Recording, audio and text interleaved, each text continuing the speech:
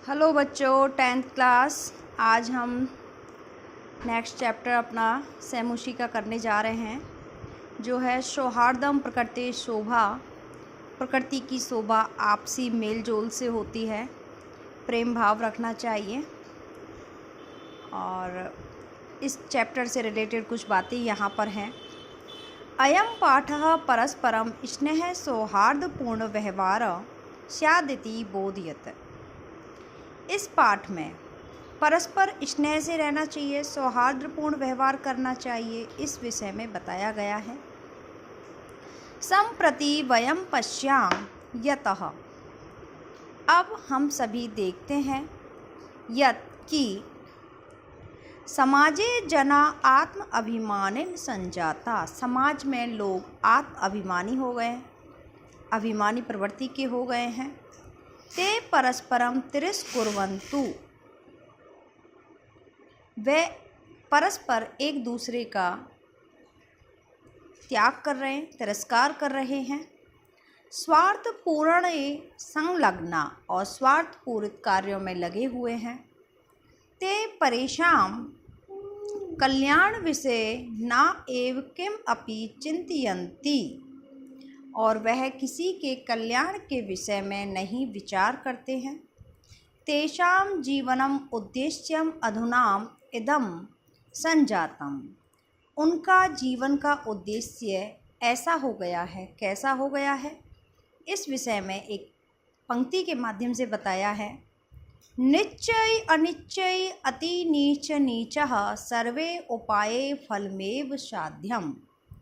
नीच, अनीच, अति नीच और सबसे नीच, सभी एक ही उपाय कर रहे हैं, एक ही कार्य कर रहे हैं अपने फल की सिद्धि का। अपना कार्य होना चाहिए और किसी से कोई मतलब नहीं है।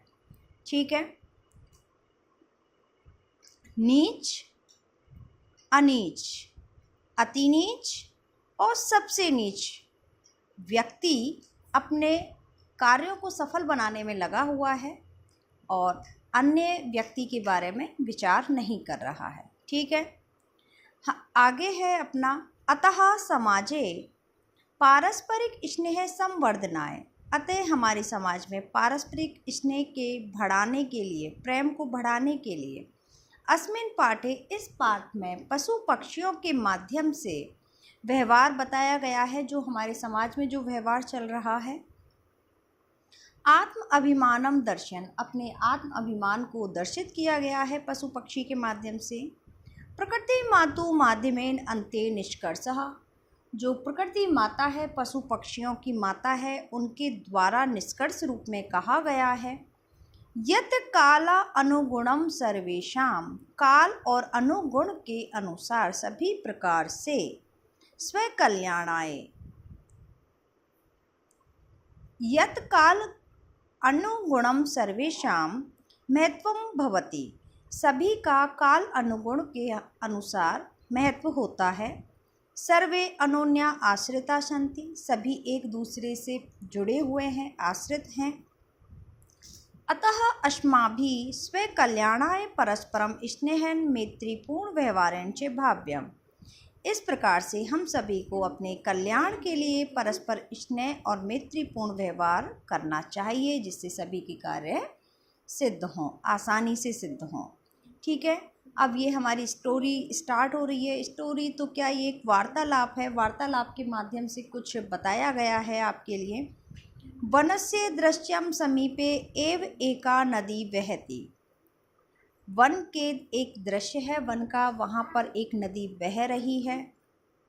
एकः सिंह सुखेन विश्रामयति, वहाँ पर एक सिंह सुख से विश्राम कर रहा है, आराम कर रहा है। तदेव एक वानरः आगत्य, वहाँ पर एक वानर आकर तस्य पुच्छं धुनाति, उसकी पूँछ को घुमाता है।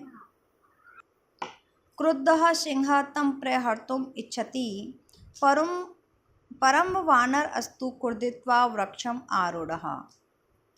क्रुद्ध सिंह पर अब क्या होता है, वो उसको बार बार पूछ रहा है, तो सिंह क्रोधित हो जाता है, उस पर प्रहार करना चाहता है वानर पर। लेकिन वानर अस्तु क्रोधित्वा, वानर कूद कर तुरंत वृक्ष पर चढ़ जाता है।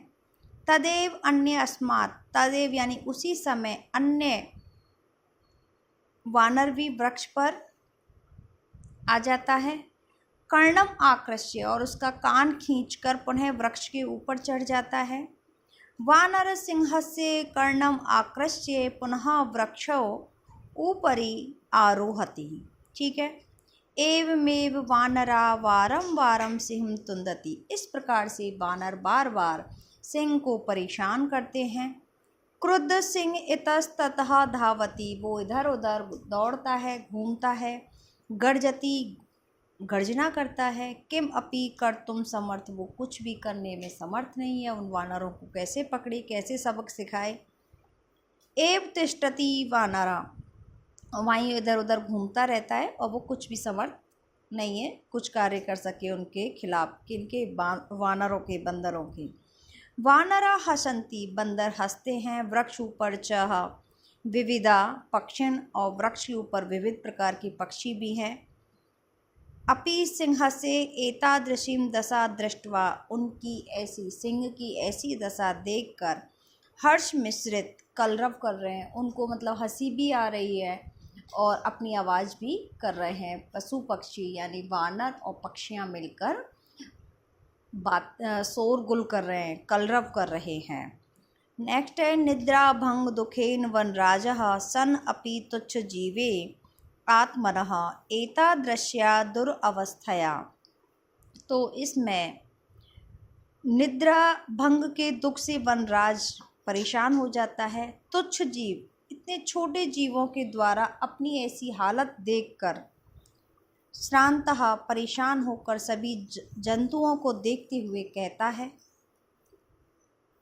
सिंह क्रोधेन गर्जन, क्रोध से गर्जना करता है।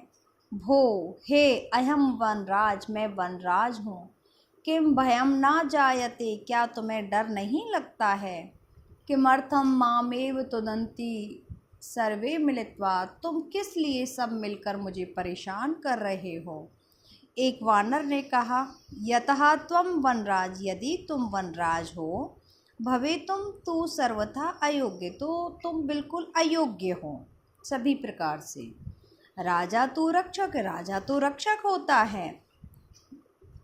परम भवान तो भक्षक, तुम तो क्या हो, भक्षण करने वाले हो। आपको पता है सिंह खा जाता है, शेर, सभी जंगल में रहने वाले सभी जीवों को। अपि चे स्वे रक्षायाम अपि समर्थ न असी, और तुम अपनी खुद की भी रक्षा करने में समर्थ नहीं हो। तहे तो कथम अस्मान रक्षसी, तो हम आपको कैसे अपना रक्षक मान लें। ठीक है। तो अन्य वानर ने कहा, किम न श्रुता त्वया पंचतंत्र उक्ति, क्या तुमने पंचतंत्र की उक्ति नहीं सुनी है। यो न रक्षते वित्रस्तान पीड्यमाना परे सदा, जंतून पार्थिव रूपेण से कृतांतो ना संशय। जो हमारी रक्षा नहीं कर सकता है, जो अपनी प्रजा की रक्षा नहीं कर सकता है और उनको पीड़ा देने वाला है हमेशा, तो सिंह रक्षा तो करता नहीं है और क्या करता है, पीड़ित करता है जीवों को। जंतुन पार्थिव रूपेण से कृतांतो ना संशय, तो वो रक्षक नहीं है, वो एक यमराज के समान है, उसमें कोई संशय नहीं है। जो वो जंतुओं को हानि पहुंचाने वाला है, जंतुओं का भक्षण करने वाला है। काकः आम सत्यम कथितम त्वया, हाँ सत्य ही कहा तुमने, तुम्हारे द्वारा सत्य ही कहा गया है। कोय ने कहा, वस्तुते वनराज भवितुम तु अहमेवः योग्य, वास्तव में वनराज के योग्य तो मैं हूँ। एक कोई ने उसका समर्थन करते हुए कहा, सिंहराज तो वनराज नहीं हो सकता क्योंकि ये तो भक्षण करता है, तो वनराज के योग्य तो मैं हूँ। अब देखिए पिकह वहाँ पर है, उपहसन, हंसते हुए उसने कहा, कथम तुम योग्य, तुम कैसे योग्य हो वनराज के। भवितुम यत्र तत्र का इति कर्कश ध्वनि नाम, इधर उधर क्या करते हो आप, कर्कश ध्वनि करते हो। कहाँ कहाँ करते हो, वातावरण आकुली करोषि, और पूरे वातावरण को भी आकुलित कर देते हो, बेचैन कर देते हो। ना रूपम ना ध्वनिर अस्ति ना रूप है ना ध्वनि है, और आपकी आवाज़ कैसी है, बहुत कर्कश है। मेध्य अमेध्य भक्ष का माज, आप पवित्र है या अपवित्र है उसका भक्षण करते हो तुम।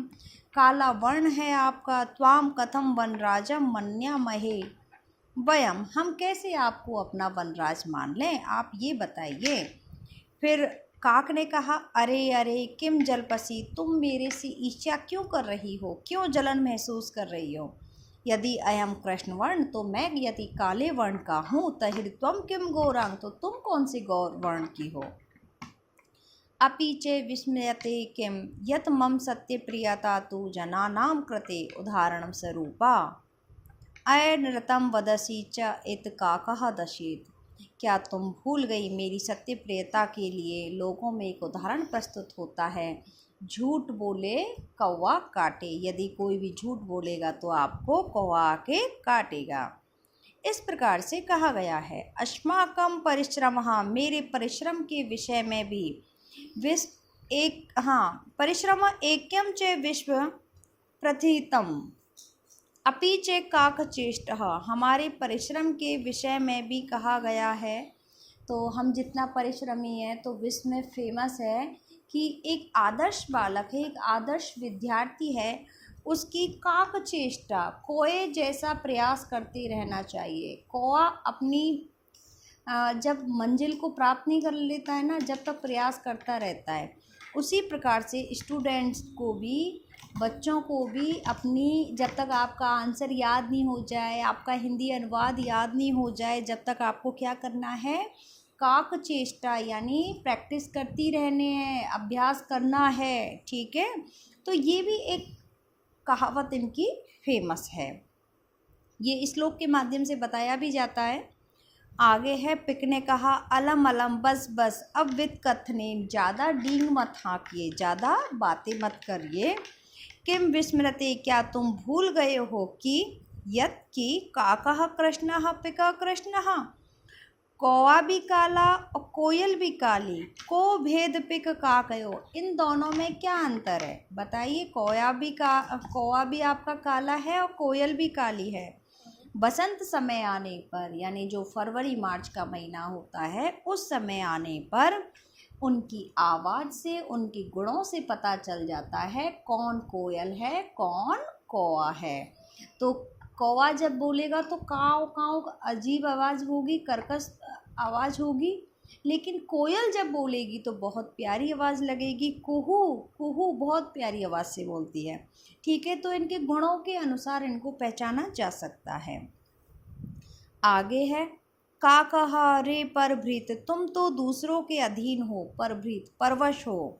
अयम यदि तव संतति ना पालयामि, यदि मैं तुम्हारी संतानों को नहीं पालूंगा, तहिर तो कुत्र शिवपिका, तो ये कोयलें कहाँ से आएंगी, तुम्हारी संतान को तो हम ही पालते हैं। कोए ने कहा, अतः अयम एक करुणा पर, हम एक करुणा कर वाले पक्षी हैं, दया करने वाले पक्षी हैं, इसलिए हम पक्षियों में सम्राट हैं। पक्षी सम्राट तो कौवा ही होना चाहिए।